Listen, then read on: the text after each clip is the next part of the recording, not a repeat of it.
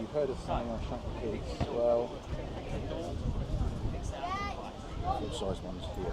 We'll get on board in a minute. So, what's your name? What's your boat's name? And what can you tell me about it? Yeah, my name's Craig McGregor and my boat is Hilda.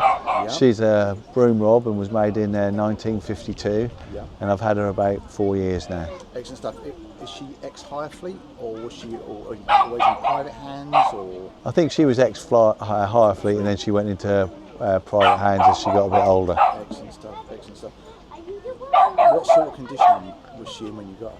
Yeah, she was in not bad condition, but as always with wooden boats, as soon as you get hold of them, you find there's lots of stuff that needs doing. Yeah. So we've done quite a lot of work since I've had her, just keeping up with general maintenance and stuff. Excellent, excellent. Can we step on board? Yeah.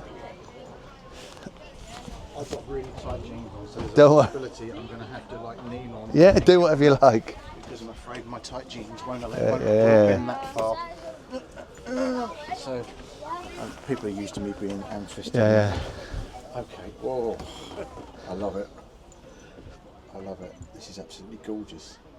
Oh, was it in this sort of condition when you got hold of it? It wasn't in too bad a condition, but I've revarnished all the floors, done all the flooring, Yep. put a new dash in, sorted out the windscreen, and sorted out the porthole. Managed to find an original maker's plate, which is quite nice because they're quite hard to find. They're like hen's teeth, aren't they? Yeah.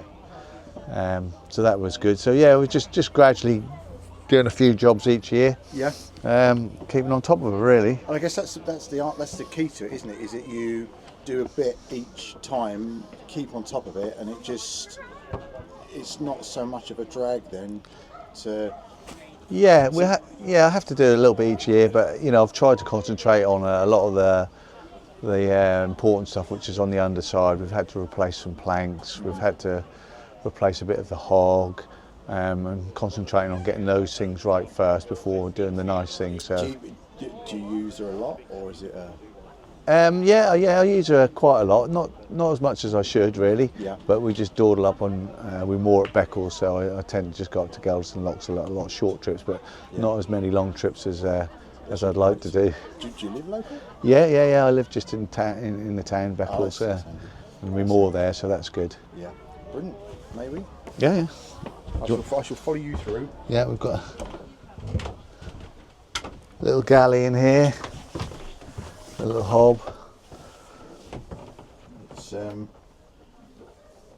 obviously that's all kind of new. What did it have, like a full standing cooker here originally? No, when I bought it originally, it just that had that hob and that layout. It's quite common for the broom rob. Yeah. I think when they've updated them, they've just put a similar configuration to that. Yeah. Probably would be better with a bigger cooker, I think, with a little grill in it, but that's what it came with and that's what we use, really. Yeah. It's as I say, it's just right, isn't it? It's and it's what has amazed me looking on some of the boats is that what you get into the space there is really, really surprising. Yeah. So I think on the Robs, you get quite a nice living space. Yeah. You get a table in here if you like, or whatever. You've got a nice little galley. Yeah. And you've got a nice entertaining space over there, and even the heads is the heads is quite spacious, and you get a nice little sink and a nice little toilet in there, whatever.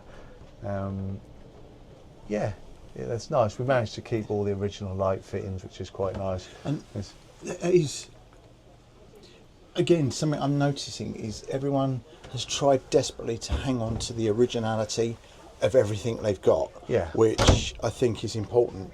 If you're going to do it, do it right. And it's a labour of love, I guess, because I'm with like the margarine tub that I had. You waited for the problems to occur. Yeah. With these, I guess you kind of look and preempt issues, because I think I should imagine that you'll go around yourself, as you say, and go, oh, that at some point it's going to need looking at. That at some point it's going to need looking at. But I think the trouble with a wooden boat is really, I think the earlier you catch it, the better. Yeah. Because if you don't, it'll only get worse. It just gets worse quicker. It becomes a a hobby. Yes. And a lifestyle, really. You know, it's Well, surprising how much time it takes over. A passion. Yeah, passion. A passion, yeah. You wouldn't do it because it makes sense. 'Cause Yeah.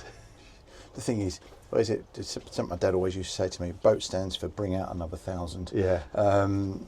But I guess it's only that if you're not on top of things. If you're on top of things, as you say, a job that might cost you £200 if you leave it is going to cost you £1,000 if you don't. Yeah, exactly. So, and you meet so many nice people along the way. Yeah. You then become friends and you share that passion and that journey, and they're always willing to help you out. this is something I've noticed. I mean, my boat was moored at Lee's Marina, Lee Nodden, and I kind of joke. I say to people, I can save your life, but don't ask me to do anything important. And it just amazed me that I'd be trying to do something, and I'd say to Lee, I don't know how to do this, and he'd stop what he's doing, come over, and he'd help me. Yeah. And this is what I'm missing at the moment, because I've been boatless for about 9 months now. And I miss the social interaction. I miss the little things, but. Yeah, is that kind of like storage? Yeah, we've got forward? a little storage locker at the front and then 2 storage lockers at the side, and then Yeah. we've got 4 bedside drawers, a couple of storage lockers under the sink. So yeah, there's a fair bit of storage here. There's a table fits under here, which is outside on the model boat. There's actually more room in here than I thought. Yeah, oh no, there's That's plenty of room. really surprising. And I mean, I'm 6'2". Yeah, right, yeah, well, So and I'm stood up and I've not cracked my hip once. I've got to turn around and walk out yet, but yeah. oh, she's absolutely gorgeous. $1 million question: how much do you think you've spent on her? I should imagine I spent about 3,000 or 4,000 on her. How much does your partner think you spent on her? Probably about 2. I love it. Oh, brilliant. Thanks ever so much for your time. She's absolutely gorgeous, and a credit to you. Thank I you. really appreciate it. Thank you.